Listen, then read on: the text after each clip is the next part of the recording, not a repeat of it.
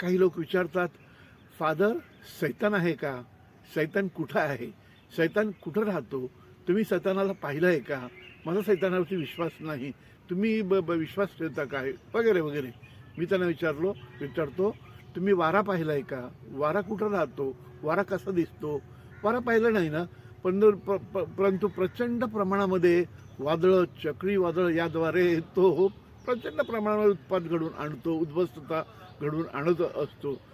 Corona विषाणू कोणी पाहिला का डोळ्याने? नाही, पण त्याने संपूर्ण जग हादरून टाकलं. संपूर्ण जगामध्ये मृत्यूचं थैमान त्यांनी गाजवलं. आणि म्हणूनच प्रिय बंधूंनो, सैतान हे काय आहे? वास्तव आहे. सैतान ही शक्ती आहे, ही महान शक्ती आहे. सैतान कोण आहे? पहिला प्रथम तर पराभूत दूत आहे, देवदूत आहे. तो स्वर्गामध्ये ईश्वराच्या सहवासामध्ये होता, परंतु स्वर्गातील युद्धामुळं त्याला जमिनीवरती फेकलं गेलं. तो सैतान, तो दूत होता पहिला प्रथम. म्हणून त्याच्यामध्ये महान प्रचंड प्रमाणामध्ये त्याच्यामध्ये शक्ती आहे. आपण बायबलमध्ये उत्पत्तीच्या पहिल्या पुस्तकामध्येच आपण वाचतो 3ऱ्या अध्यायामध्ये की ईश्वराने माणसाला निर्माण केलं आणि त्याला एदेन नंदनवनामध्ये ठेवलं त्याच्या सहवासामध्ये.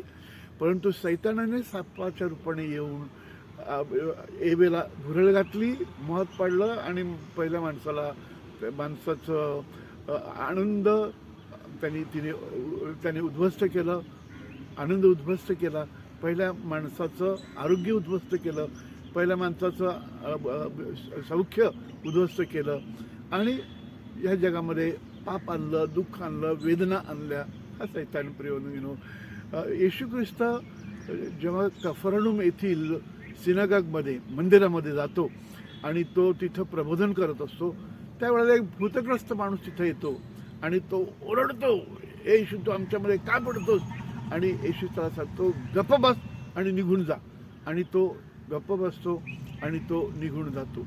येशूला वाळवंटामध्ये पवित्र आत्म्याने नेलं, परंतु सैतानाने त्याची परीक्षा पाहिली, त्याला मोहात पाडण्याचा प्रयत्न केला.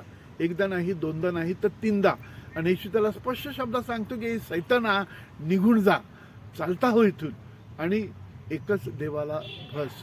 प्रियनो, सैतान ही शक्ती आहे, सैतान हे वास्तव आहे. आणि म्हणूनच आपल्याला आढळून येईल की अनेक पोप महाशयांनी सैतानाविषयी बोलताना स्पष्ट शब्दामध्ये आपल्याला संदेश दिलेला आहे. काही धर्मगुरू सैतान नाही अशा प्रकारची प्रवचनं देत होते आणि त्यांना खडसावून संत पोप जॉन पॉल II यांनी सांगितलं की सैतान devil is reality, don't down play devil. की सैतान हे वास्तव आहे, त्याला तुम्ही कमी समजू नका. पोप फ्रान्सिस यांनी एकदा आपल्या प्रवचनामध्ये सांगितलं की pope is working overtime. He is working overtime and he has entered the Vatican too. की सैतान हा ओव्हरटाईम करतो आणि त्याने व्हॅटिकनमध्ये सुद्धा प्रवेश केलेला आहे. आणि म्हणूनच व्हॅटिकनमध्ये प्रिय बंधूंनो, एक्झॉर्सिस्ट आहेत की जे भूतग्रस्तांना मुक्त करतात. हे एक्झॉर्सिस्टने आतापर्यंत जवळजवळ 70,000 केसेस हँडल केल्याचा इतिहास आहे. तर सैतान काय आहे? तो धुमाकूळ घालतो, कशाप्रकारे उद्ध्वस्त करतो आपल्या जीवनामध्ये सगळीकडे. आता आपण बघतो आखादी देशामध्ये जो आगडोम उसळलेला आहे, वेशाचा, मत्सराचा जो सुडाग्नी पेटलेला आहे आणि या सुडाग्नीमध्ये अनेक माणसं जळून खाक केली जात आहेत, कितीतरी अब्जावधींची प्रॉपर्टी जळून खाक केली जात आहे, अनेक प्रकारचा रक्तपात केला जात आहे. सगळीकडे उद्ध्वस्तता. ही उद्ध्वस्तता ही कोण? हा सैतानी हैदोस. प्रिय 2 वर्षाच्या मुलीवरती बलात्कार करतात, 4 वर्षाच्या मुलीवरती बलात्कार करतात, 14 वर्षाच्या मुलीवरती बलात्कार करतात, 70 वर्षाच्या म्हातारीवरती बलात्कार करतात, लिव्ह इन रिलेशनशिपमध्ये राहतात आणि मग आपल्या प्रेयसीचे तुकडे तुकडे करतात, त्याची बलात्कार करतात, बलात्कार करून बसमधून फेकून देतात. प्रिय बंधूंनो, हे काय आहे? हे सगळं सैतानी हैदोस आहे. सैतान आहे, सगळीकडे आहे, घराघरात आहे, घराघरात तो वावरतो. संपूर्ण जग सैतानाच्या आहारी आहे आज. आणि संपूर्ण जगामध्ये सगळीकडे तुम्हाला सैतानी हैदोस आढळेल. कुटुंब संस्था म्हणा, विवाह संस्था म्हणा, राज्यसंस्था म्हणा, ह्या सगळ्या संस्था, न्यायसंस्था म्हणा, सगळ्या उद्ध्वस्त करण्याचं, किळकिळ करण्याचं काम सैतान करत आहे. ओव्हरटाईम करत आहे. सगळ्या प्रकारचे लिव्ह इन रिलेशनशिप म्हणजे तुम्हाला जोपर्यंत व्यक्ती आवडते तोपर्यंत त्याच्या सहवासामध्ये राहायचं, सगळ्या प्रकारचे ओरबडायचं, ओके, आणि आपल्याला वाटलं तर आपण सोडून द्यायचं. लिव्ह इन रिलेशनशिप, वेश्यागिरीसारखं राहायचं ते ना. लिव्ह इन रिलेशनशिप म्हणा, कॉन्ट्रॅक्ट मॅरेजेस म्हणा, ट्रायल मॅरेजेस म्हणा, विवाह बाह्य संबंध, विवाहपूर्व संबंध, सगळ्या प्रकारची पोर्नोग्राफी. त्यामुळे हा सैताने हैदोस यांनी काय केलेलं आहे, आपली कुटुंब संस्था आणि विवाह संस्था ह्या खिळखिळ्या करत आहेत. आपण राज्यसंस्था बघितल्या, आज आपले अनेक नेते हे बाजारी भाव आहे त्यांना, फक्त आणखी कोणतेही मूल्य नाहीत, बाजारात बसलेले आहेत. जे जास्त किंमत देतील तिथं उड्या मारणारे, तिथं वाढणारे हे दलबदलू, हे खोकेबाज, हे सगळं हे काय करत आहे, हे सगळी राज्यसंस्था उद्ध्वस्त करत आहे. ही सगळी नैतिकता तळाला गेलेली आहे, धुळीला मिळालेली आहे. प्रियबंधूंनो, हे सगळं सैतानाचं कार्य. आणि हा सैतान आजही घराघरातून, रस्त्या वस्त्यातून तो कार्यरत आहे. कशासाठी कार्यरत आहे तो? पोपने सांगितल्याप्रमाणे is working over time and he wants to destroy the church. आणि म्हणून सगळीकडे जे हल्ले होतात प्रियबंधूंनो, सैतानी हल्ले आहेत. सैतानी हा सगळा हैदोस आहे. तर ह्याच्यावरती उपाय काय?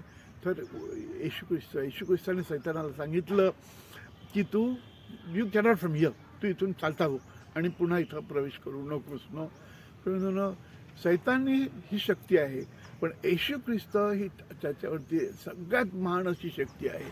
येशू ख्रिस्तासमोर कोणतीही शक्ती ही विजयी होऊ शकत नाही. सगळ्या शक्ती चितपत करण्याचं कार्य येशू ख्रिस्तामध्ये आहे आणि तेच प्रार्थनेमध्ये आहे.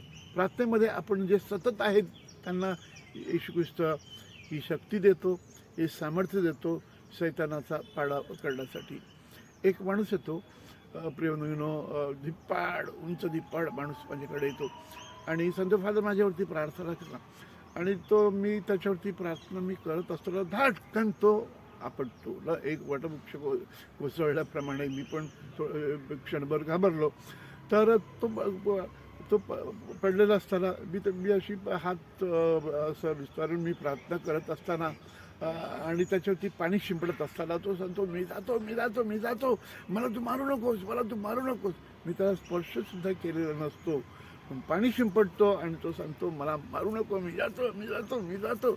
एकदा तर मला असं, मी त्याला बघून येईन, मी त्याला दाखवतो आणि मग तो शांत होतो. प्रिय भगिनीनो, त्याला विचारलं मी की तुम्ही हे काय सांगता की मला सोडा, मी जातो, मला मारू नका. तुम्हाला कोण मारत होतं? आणि तो सांगतो की मला येशू ख्रिस्त दिसतो की तुम्ही जेव्हा प्रार्थना करता तेव्हा तो फटके मारतो आणि सांगता, तिथून गेट आउट फ्रॉम हिअर, इथून निघून जा. एक तरुण येतो आणि तो मला सांगतो की फादर, आमच्या घरामध्ये ना हे गेली 10 वर्ष झाली विचित्र असा अनुभव येतो. काय अनुभव येतो? तर मला वाटतं की रात्री कोणीतरी माझ्या पाठीमध्ये झोपल्यानंतर पाठीवर लात मारतो की घसा पकडतो. असे विचित्र प्रकारचे अनुभव येतात. तुम्ही आमच्या घरी प्रार्थना कराल का? मी त्याला विचारलं, तू चर्चला जातो का? नाही. मिसाला जातो का? नाही. रोजीची प्रार्थना करतो का? नाही. घरात रोजी होते का? नाही. म्हणजे जिथे ईश्वर नाही तिथं सैतानच असणार, आणि जिथं सैतान आहे तिथे ईश्वर नाही. तिथं तू रोजीला प्रार्थना करत नाही, तू मिसाला जात नाही, तू कोणत्याही प्रार्थनेमध्ये सहभाग घेत नाही, म्हणजे तिथे ईश्वर नाही तर तिथे सैतानच असणार.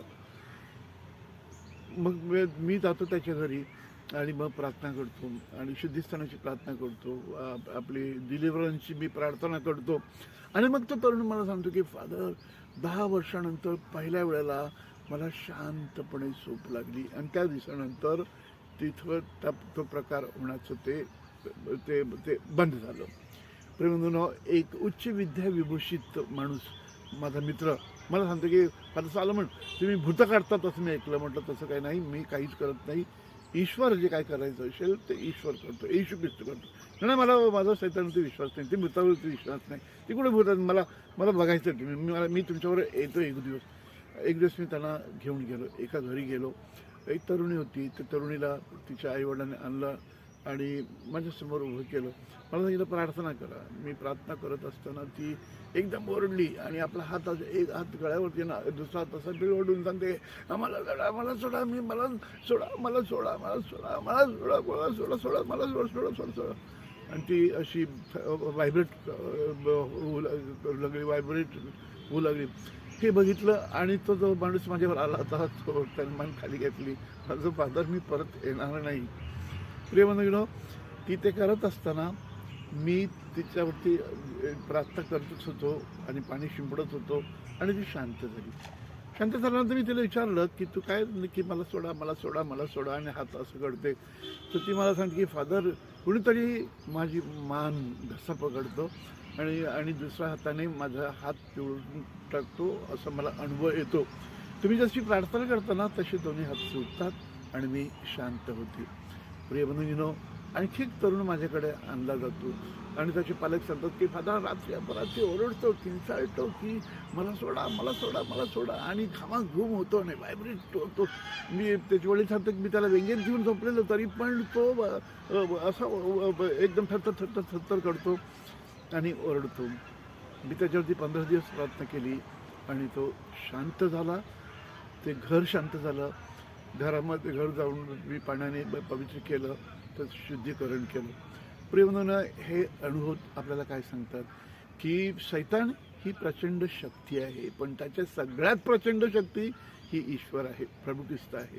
प्रभू ख्रिस्त हा मोहाला सामोरं गेला आणि सामोरं जात असताना शैतानाला त्यांनी धमकावून सांगितलं की you get out from here, की सैतान बी गॉन, की शैताना इथून निघून जा. प्रेमानं तीच शक्ती येशूने आपल्या सगळ्यांना दिलेली आहे. आपण जेव्हा जेव्हा मोहात पडतो तेव्हा आपण येशूच्या नावाने सांगायचं की सैतान गेट आउट फ्रॉम मी, सैतान बी गॉन.